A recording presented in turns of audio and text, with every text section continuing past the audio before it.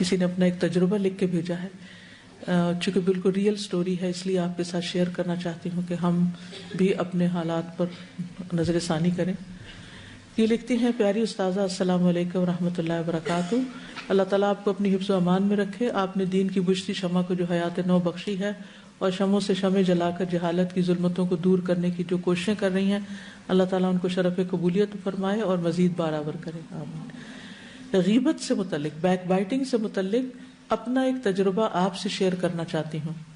شاید کوئی ایسے تجربات سے پہلے ہی عبرت پکڑ لے کہ خوش قسمت ہے وہ جو دوسروں کے عیبوں سے سبق حاصل کرے۔ 2-3 روز پہلے کی بات ہے، رات 9:45 کے قریب ایک دوست کا میسج آیا اور پوچھا کہ آپ سو رہی ہیں؟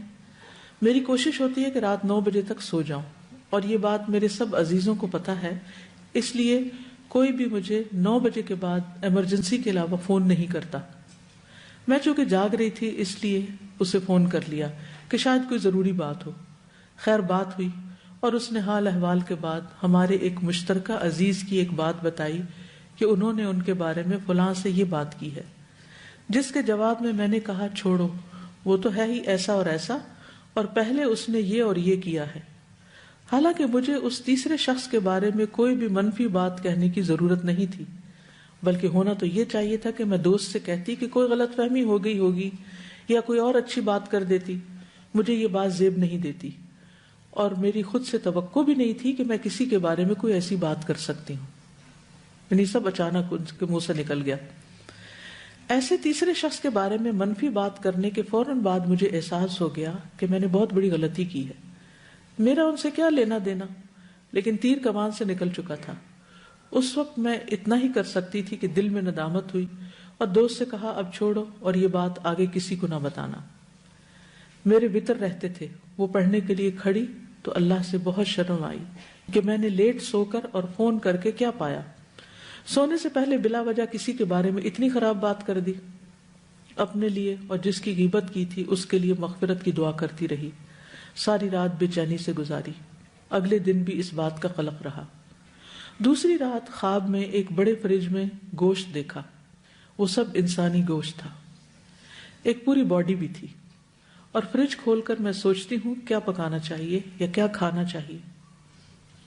ساتھ ہی ایک ٹوکا لے کر مکمل باڈی سے ایک بازو کاٹنے لگتی ہوں کہ آج ایک بازو ہی کافی ہے۔ بازو کاٹنے کے لیے ہاتھ کے پاس سے ٹوکے سے ضرب لگاتی ہوں تو باڈی سے ایسی سرسراہٹ ہوتی ہے جیسے اسے درد ہوئی ہے۔ دوبارہ ضرب لگاتی ہوں تو وہ درد کی شدت کو اور محسوس کرتی ہے اور ہلتی ہے۔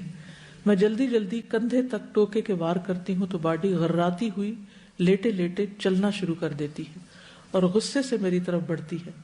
میں ڈر کے بھاگتی ہوں اور وہ غراتی ہوئی تیزی سے رینگتی ہوئی میری طرف بڑھتی ہے، اور میں ایک کمرے میں گھس کر اندھے سے چٹکنی لگا لیتی ہوں اور ساتھ ہی میری آنکھ کھل جاتی ہے۔ اس وقت صبح کے 3:30 بجے تھے۔ میں نے توبہ اور استغفار کی، لگ رہا تھا منہ میں انسانی گوشت کا ذائقہ اور خون ہے، کلی کی اور اللہ تعالیٰ سے معافی مانگی۔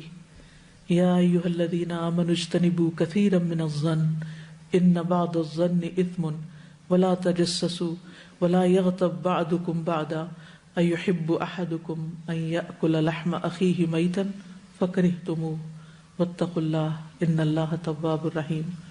اللہ تعالیٰ ہمیں غیبت جیسے کریہ اور کبیرہ گناہ سے بچنے کی توفیق عطا فرمائے، آمین۔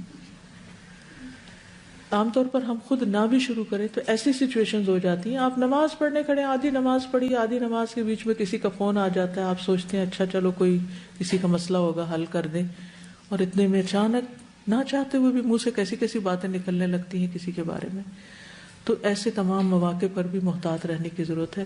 جب کوئی کسی کے بارے میں بات کرے تو کوشش کریں کہ اس کا دفاع کریں یا پھر کسی بھی طرح موضوع کو بدلنے کی کوشش کریں، کیونکہ یہ سب کچھ ہمارے اپنے ہی حق میں بہتر نہیں۔ کوئی کچھ کہنا چاہتا ہے؟ اس ویکینڈ پہ مجھے کچھ اسی طرح کا ایک اور تجربہ ہوا کہ میں کسی کے گھر گئی اور وہ شخص مسلسل ایک کے بعد ایک کے عیب بیان کر رہا تھا، اور میں ڈیفینڈ کرتی رہی کہ نہیں تم، اینڈ میں نے کہا کہ آپ نیتوں تک مت پہنچو، اور یہ تو اللہ کی صفت ہے کہ اللہ ہی نیت جانتا ہے، تو ڈیفینڈ کرتی رہی۔ پھر میں نے ایک بات سنی ہوئی تھی، شاید میرا خیال حدیث میں ہے کہ جو شخص کسی کی غیبت کرتا ہے وہ اپنے گھر میں ذلیل ہو جاتا ہے، اللہ تعالیٰ اس کو اس کے گھر میں ہی ذلیل ہو جاتا ہے، یا حدیث ہے یا کسی کا قول تھا. تو پھر یہی ہوا کہ کوئی شخص آیا یعنی جو باہر سے کسی کی برائیوں کے پیچھے پڑتا ہے جی. تو وہ مسلسل میں کچھ عرصہ مطلب پورا دن اسی طرح ہی گزرا کہ میں ڈیفینڈ کرتی رہی، اور وہ شخص کسی کی برائی کرتا رہا اور میں ڈیفینڈ کرتی رہی. اور پھر کیا ہوا کہ کوئی ایک شخص باہر سے آیا اور سب ہم بیٹھے ہوئے تھے کمرے میں، اور اس شخص کو اتنا ذلیل کیا کہ میں آپ کو بتا نہیں سکتی. کیونکہ ہر عمل کا ایک ایکشن کا ری ایکشن ہوتا ہے. جی آپ کچھ کہہ رہے ہیں؟ السلام علیکم استاذہ. ایک تو یہ واقعہ جو آپ نے بتایا، میں یہ سوچ رہی تھی کہ ہم لوگ اپنی زندگیوں میں اتنی باتیں کر دیتے ہیں، اتنی بڑی بڑی باتیں کر دیتے ہیں، اور ان کا خاتون کو تو فوراً سے احساس ہو گیا تھا. ساری رات وہ بے چین رہی ہیں، نماز میں انہوں نے توبہ کی ہے، اور اس کے باوجود اگلی رات انہوں نے یہ خواب دیکھا ہے. تو ہم لوگ اتنی بڑی بڑی باتیں کر جاتے ہیں اور ہمیں احساس بھی نہیں ہوتا، اور ہمیں کبھی کوئی اس طرح کا خواب آتا بھی نہیں ہے. تو میں سوچی تھی اس کی وجہ کیا ہے کہ ہم لوگ اتنے بڑے گناہ کر کے بھی ہمیں احساس نہیں ہوتا، اور ان کو ایک ندامت کے باوجود اتنا جو ہے وہ عبرتناک خواب دکھایا گیا ہے، ایک خوفناک صورتحال ایک ان کو زیادہ احساس دلانے کے لیے. تو میرے ذہن میں آیا تھا کہ وہ ویسے ہی اتنی زیادہ کانشیس تھیں اللہ تعالیٰ کے خوف سے کہ فوراً نادم بھی ہو رہی ہیں، غلطی سے نکل آیا، ان کو خود سے بھی یہ بات کی توقع نہیں تھی کہ میں ایسا کروں گی. تو وہ جتنا زیادہ اللہ تعالیٰ سے خوف ویسے ہی ان کے دل میں تھا، اتنا ہی اللہ تعالیٰ نے ان کو اور زیادہ جو ہے وہ کانشیس کر دیا کہ نیکسٹ ٹائم اتنا بھی نہ ہو. تو ہم لوگ اپنی اصلاح کے لیے اگر بات کریں تو ہمارے پاس اس طرح کے کوئی اشارے بھی نہیں آتے کہ ہم اور خوف زدہ ہوں. تو یہی بات کتنی خوفناک ہے کہ ہمیں تو اس طرح سے بھی کوئی، ہم یعنی کہ اتنا دور ہیں اللہ تعالیٰ سے کہ ہمیں اپنی غلطی نہ دکھائی جاتی ہے نہ اس کی اصلاح پھر ہم سے ہوتی ہے. تو ہم لوگ اگر اپنی غلطیوں کی اصلاح چاہتے ہیں تو اس کے لیے بھی ہمارے اندر اتنا خوف ہونا چاہیے کہ اللہ تعالیٰ ہمیں ہماری غلطیاں دکھا دے تاکہ ہم اس پر نادم ہو سکیں. بالکل.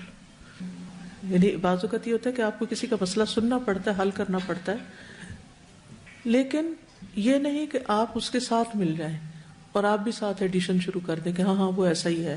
یا اور کوشش یہ کرنی چاہیے اگر مسئلہ بھی ہو نا تو فرضی مسئلہ بنانا چاہیے. فرضی سے مراد اس بندے کا نام نہیں لینا چاہیے.